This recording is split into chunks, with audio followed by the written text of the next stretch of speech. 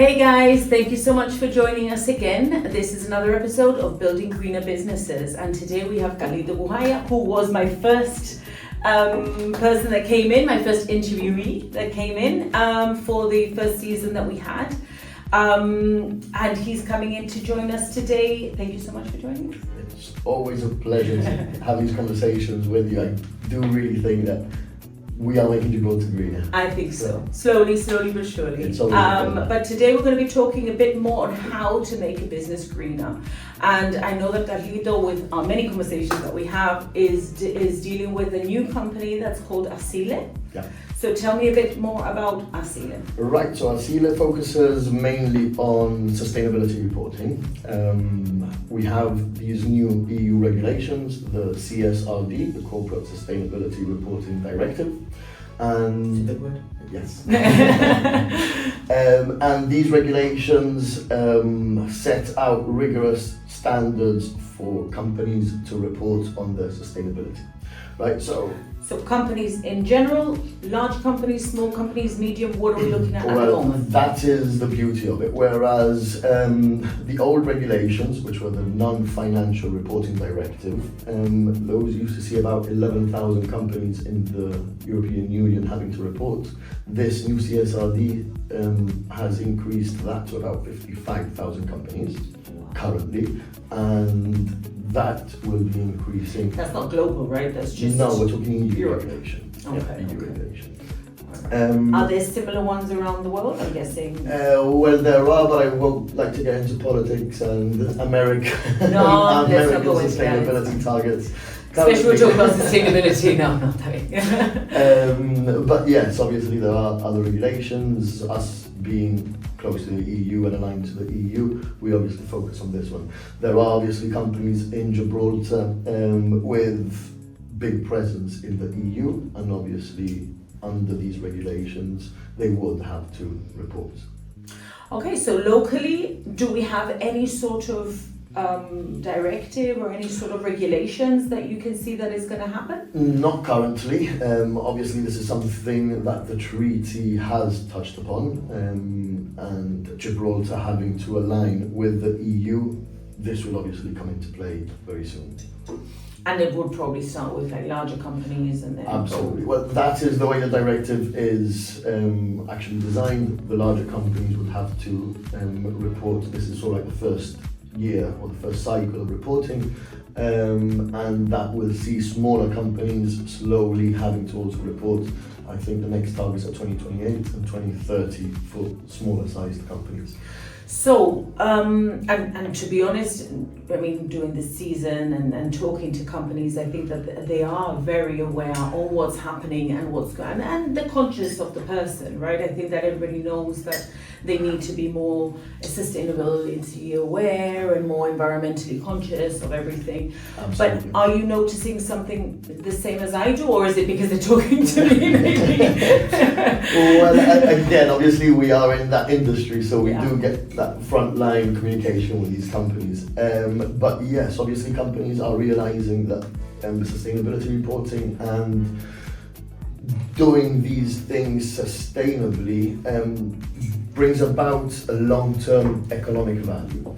Obviously, having that long-term environmental focus will ensure that your clients, your suppliers know that you are environmentally conscious, that you do take these things into account, and more than ever, these things are becoming more important to investors, to clients. I mean, for you, for example. You're a responsible company. Exactly. If I were to tell you, look, there's this company that sells you the petrol and they don't do anything with it, and then there's another company that sells you the petrol, but they are very much involved in sustainability in Gibraltar, they help the community in green objectives, I'm sure that you would prefer going to the green company. Yeah. So this mentality is evolving, especially in Gibraltar. We're a very close-knit community, and I do think that these things are important.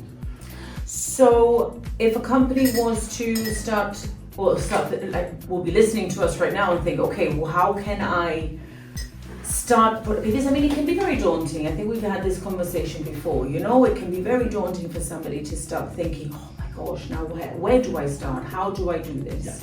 Where would be your That's a very good question, because obviously, and again, talking about CSRD, like we have very big companies at the moment that have to report on this.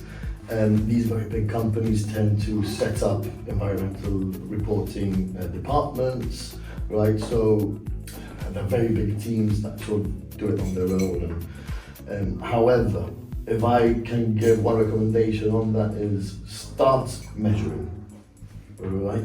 Start small. You don't really have to go and start measuring every single aspect of your business, but let's say your business is one with a large truck fleet. Well, start measuring your fuel consumption. Start somewhere. The moment you start measuring is the moment you can start controlling. Yeah. I think it makes sense. I mean, it does. You shouldn't be scared of the first number. Absolutely.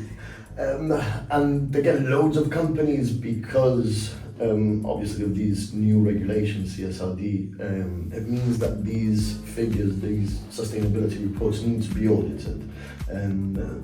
It's the standard, so at the same rigorous level as companies report on their financial performance, they will have to report on this. That means that in loads of companies, especially the larger ones, these sustainability reporting objectives are being pushed to the finance departments. Yeah.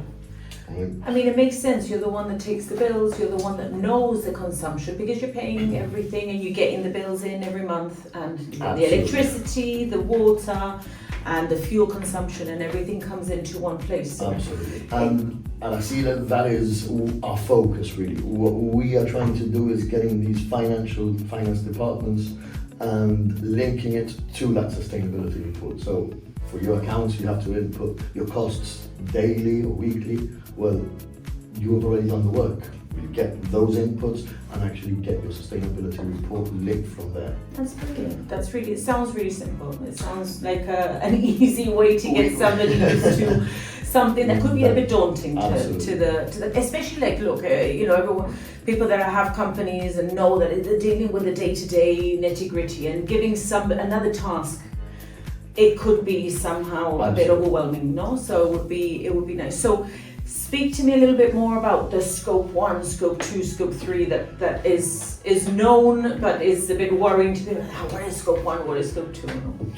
No problem. Okay, so scope 1 is your direct consumption, direct energy consumption that you actually combust in your operations. So, as I mentioned, the fuel that your truck fleet would be able to use.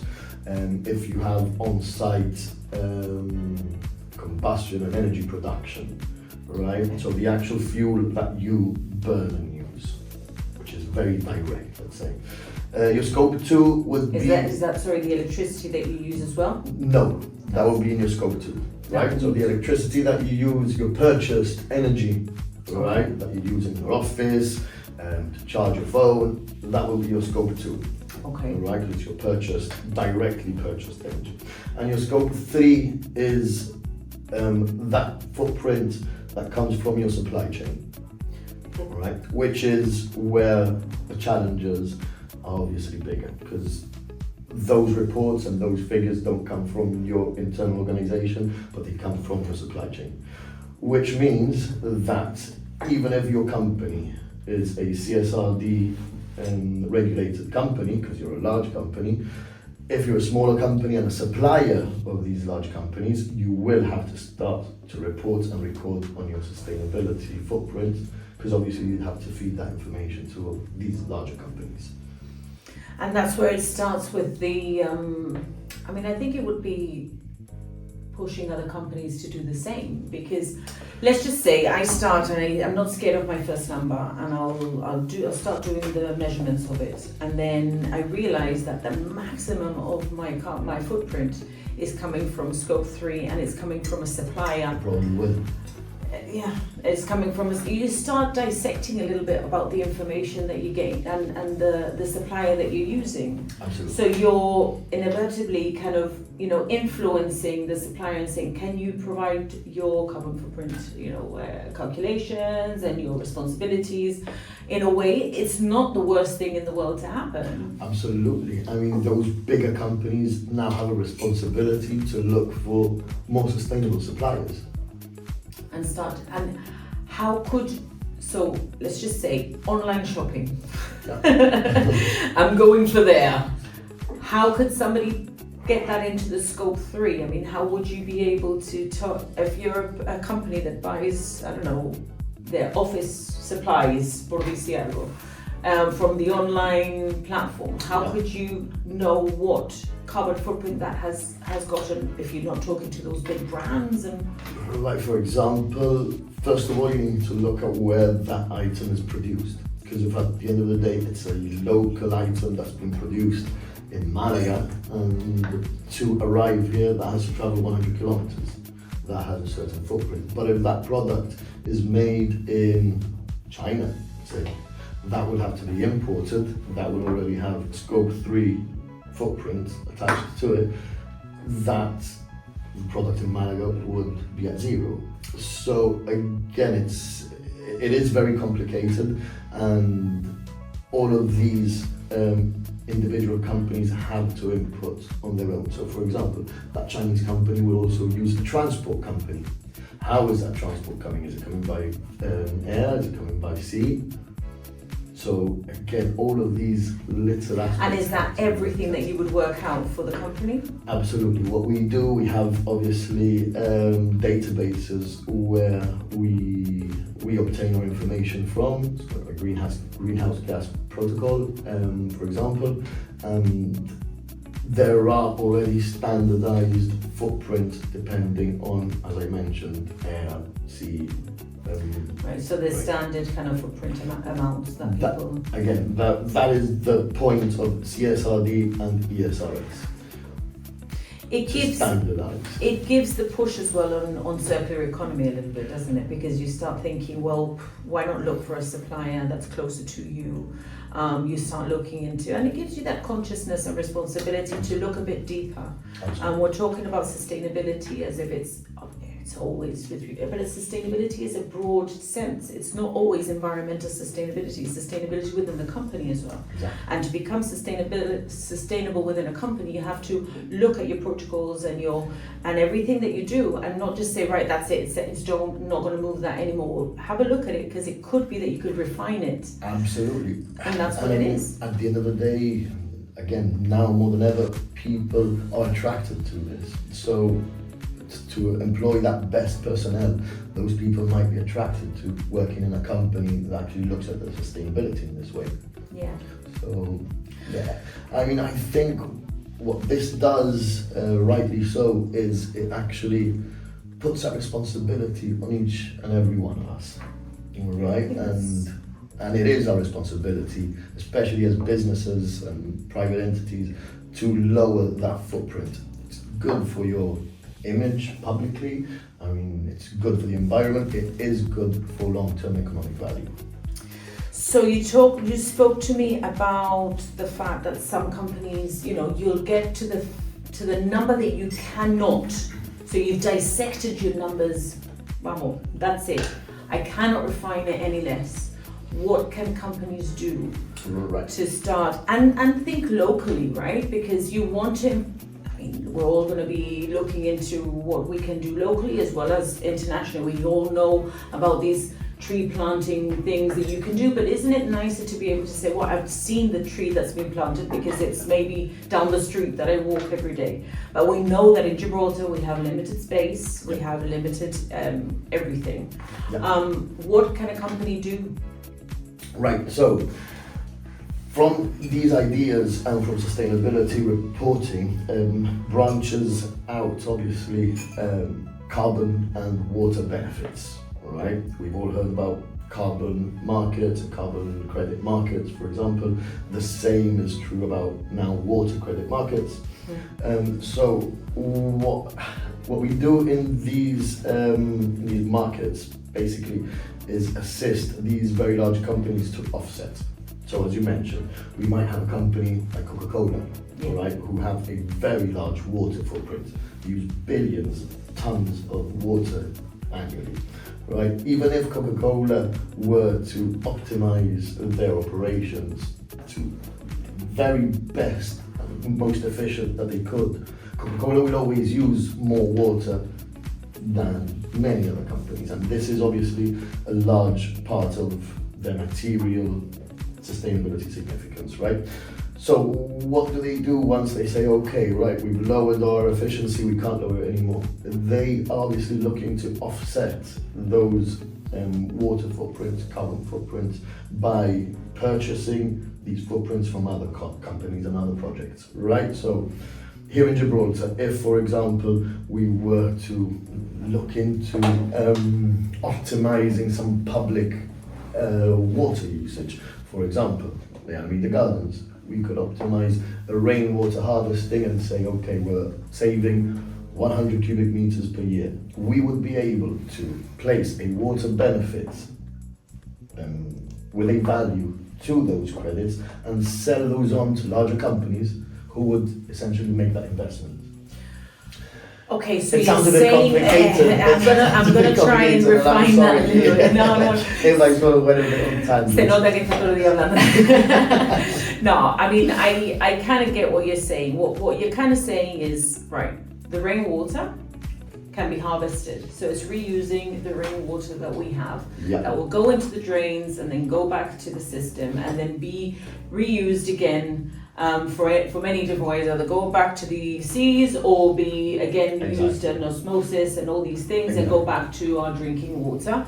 That can be reused, harvested and reused into areas like Alameda Gardens and like any other place, and that could be used as credits to these larger companies. But at the end of the day, locally, we're looking into doing something that is reusing the natural resources that we have, like solar with solar panels, the same as water. We can keep that in. Yep. That's exciting. We've had one of the highest rainfalls this year, for example. Yeah.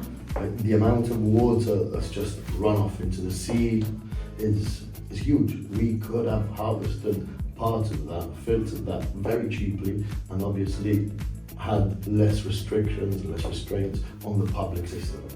So companies locally, if they was to say they have a large footprint of roof space, and they could potentially have an area that they could maybe store this water, or you would have a potential area to store this water. Companies could use that to offset their carbon, their water footprint, and that would be calculated separately within ASILE. Absolutely. That's interesting. So, okay, how... We like to think outside the box. I like that, definitely. So, I'm going to ask you, within 5 years, we're having this conversation again, where would you want us to be at locally and having the conversations of, we're carbon neutral. We're a carbon neutral city, but where would you want to be realistically at? I do believe that one of the important pushes for this is regulation, unfortunately.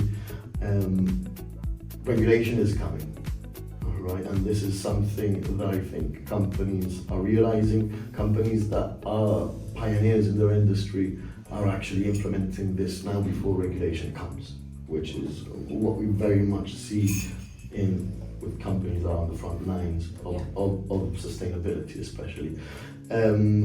How do I see in the next 5 years? Well, I would like to see some regulation for sustainability reporting. As I always say, and I always tell you, you can't control what you don't measure. So we need to start measuring.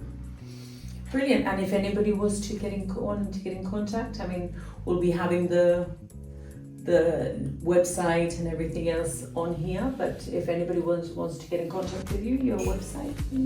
Absolutely. Our website is www.asileesg.com. All the information is there. You can have more information on the water credit markets that we're also associated with. And yeah, it would absolutely be a pleasure to assist Gibraltar companies in these objectives. Brilliant. Thank you so much for joining me again. Thank you. Always Thank you, guys. Thanks.